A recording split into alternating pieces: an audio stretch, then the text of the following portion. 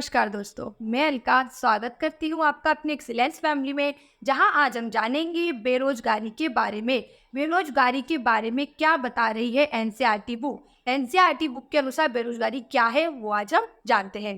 तो लिखा है यहाँ कि आपने समाचार पत्रों में रोजगार की तलाश करते हुए व्यक्तियों को देखा होगा। बिल्कुल, कुछ लोग अपने मित्रों और सगे संबंधियों के माध्यम से रोजगार तलाशते हैं।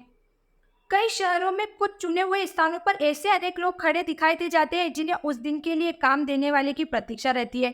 जैसे बस स्टैंड पे देख लो, रेलवे स्टेशन पे देख लो, अनेक कूली मिल जाते हैं, ठेला चलाने वाले होते हैं, ठीक है, जो हमारे सामान को हमारे घर तक लाने के लिए हम काम मांगते हैं हमसे। कुछ लोग दफ्तरों कारखानों में अपना जीवन व्रत सौंप कर वहां पता लगा रहे होते हैं कि क्या उनके योग्य कोई स्थान रिक्त है, मतलब कोई कंपनी में जगह खाली है उनकी योग्यता के अनुसार। कई लोग ग्रामीण क्षेत्रों में बाहर जाकर काम के बारे में पूछताछ नहीं करते और घर पर ही बैठे रहते हैं जब उन्हें कोई काम नहीं होता।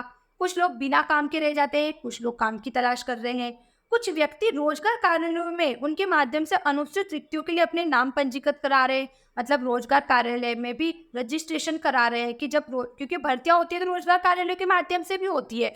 तो रोजगार जब कोई कंपनियों को अपने कंपनी में काम करने के लिए व्यक्तियों की जरूरत होती है तो वो सीधे जैसे महाविद्यालयों में जाकर व्यक्तियों की नियुक्ति लेती है और रोजगार कार्यालय के माध्यम से भी लेती है। तो बहुत से व्यक्ति रोजगार कार्यालय में अपना पंजीयन करा रहे हैं। तो यहाँ आगे बोला कि राष्ट्रीय सांख्यिकी कार्यालय, पहले इसे राष्ट्रीय प्रतिनिधि सर्वेक्षण संगठन के रूप में जाना जाता था, लेकिन आज हम इसे राष्ट्रीय सांख्यिकी कार्यालय बोलते हैं, जो बेरोजगारी के बारे में हमें बताता है। ये बता रहा है हमें कि इसने बेरोजगारी को इस प्रकार परिभाषित किया है कि यह वह अवस्था है जिसमें व्यक्ति काम के अभाव के कारण बिना काम के रह जाता है। काम की कमी के कारण वह बिना काम के रह जाता है, बेरोजगारी है। वे कार्यरत व्यक्ति नहीं है, परंतु रोजगार कार्यालय मध्यस्थों, मित्रों, संबंधियों आदि के माध्यम से या संभावित रोजगारदाताओं को आवेदन देकर या वर्तमान परिस्थितियों और प्रचलित मजदूरी दर पर काम करने की अपनी इच्छा प्रकट कर कार्य तलाशते हैं। किसी बेरोजगार व्यक्ति की पहचान विभिन्न तरीकों से की जाती है। अर्थशास्त्री उसे बेरोजगार कहते हैं जो आधे दिन की अवधि में 1 घंटे का रोजगार भी नहीं पा सकता। एनसीईआरटी ने क्या बोला है यहाँ पर? एनसीईआरटी के अकॉर्डिंग बोला गया है कि बेरोजगारी वह अवस्था है जिसमें व्यक्ति काम के अभाव के कारण बिना काम के रह जाते हैं, वे कार्यरत व्यक्ति नहीं होते हैं।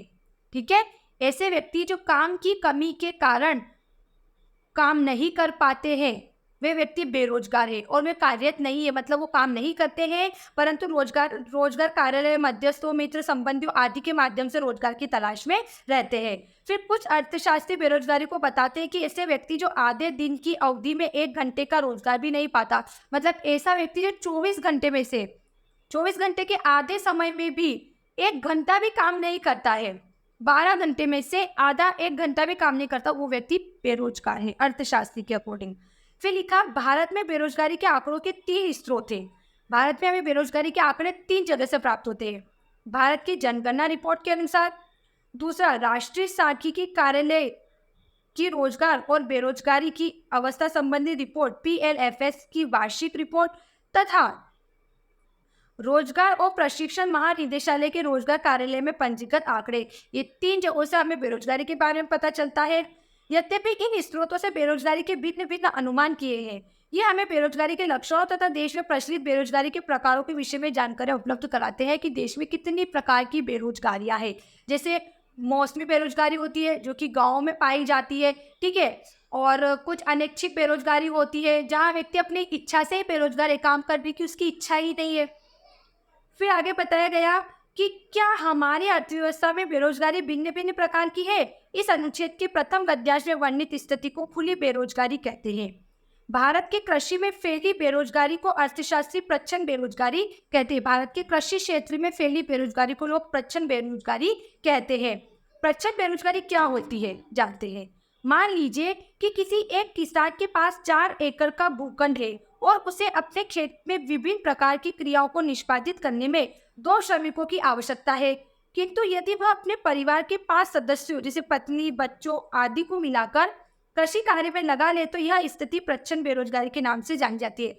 मतलब काम की जरूरत तो है लेकिन काम नहीं मिल रहा है। 2 श्रमिकों की ज़रूरत है। अब 2 श्रमिकों को लगाएँगे तो 2 श्रमिकों को रोज़गार मिलेगा, लेकिन 2 श्रमिकों को नहीं लगाया गया। श्रमिकों की जगह घर वालों को लगा लिया, बच्चों को और पत्नी को, इनको काम में लगा लिया, काम को पूरा कर लिया। तो इसे क्या कहते हैं? प्रच्छन्न बेरोज़गारी। प्रच्छन्न बेरोज़गारी ऐसी बेरोज़गारी होती है जिसमें काम की ज़रूरत होती है, श्रमिकों की ज़रूरत होती है, लेकिन श्रमिकों को रोज़गार न देते हुए परिवार के सदस्यों द्वारा उस काम को पूरा कर लिया जाता है। फिर आगे लिखा 1950 के दशक के अंत में किए गए एक अध्ययन के द्वारा भारत में 1/3 कृषि श्रमिकों को प्रच्छन्न रूप में बेरोजगार दिखाया गया। ठीक है, प्रच्छन्न बेरोजगारी 1/3 दिखाई गई, श्रमिकों को प्रच्छन्न रूप में बेरोजगार दिखाया गया। आपने यह भी देखा होगा कि बड़ी संख्या में लोग शहरों की ओर प्रवसन मतलब पलायन करते हैं। बेरोजगारी होने के कारण ऊंचा रोजगार पाने के लिए, आय के लिए अनेक कारणों से ग्रामीण क्षेत्र के लोग शहरों की ओर पलायन करते हैं, वहां नौकरी करते हैं और सीमित अवधि तक वहां रहते हैं, पर वर्षा ऋतु आरंभ होते हुए अपने गांव की ओर लौट आते हैं। वे ऐसा क्यों करते हैं? कारण यही है कि कृषि कार्य मौसमी होता है। वर्ष भर गांव में रोजगार के अवसर नहीं होते। जब खेत में काम नहीं होता तो लोग शहर की ओर जाते हैं और काम खोजते हैं। ऐसी बेरोजगारी की अवस्था को मौसमी बेरोजगारी कहते हैं। मौसमी बेरोजगारी गाँव में पाई जाती है जब फसल की बुआई कर दी जाती है और कटाई का समय ज़्यादा होता है, तो इस समय के अंतराल लोग दूसरी जगह जाकर काम करते हैं और कटाई के समय वापस आ जाते हैं।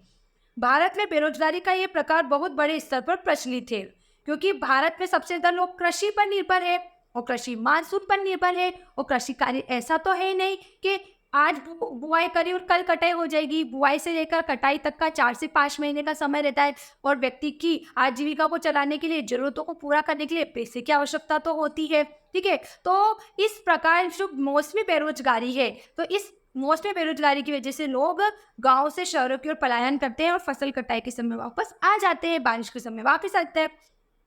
यद्यपि हमने देखा कि रोजगार समृद्धि दर बहुत धीमी रही है, रोजगार का विकास बहुत धीरे हो रहा है, पर क्या आपने लोगों को बहुत लंबे समय तक रोजगार से वंचित देखा है?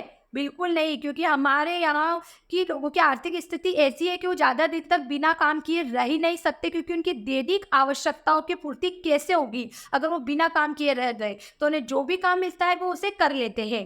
विद्वानों का कहना है कि भारत में व्यक्ति बहुत लंबे समय तक पूर्णतः बेरोजगार नहीं बैठ पाते, क्योंकि उनकी आर्थिक दशा इतनी निराशाजनक है कि कोई भी काम स्वीकार करना उन्हें पड़ जाता है। आप उन्हें ऐसे काम भी करते हुए देख सकते हैं जिन्हें कोई अन्य व्यक्ति नहीं कर सकता।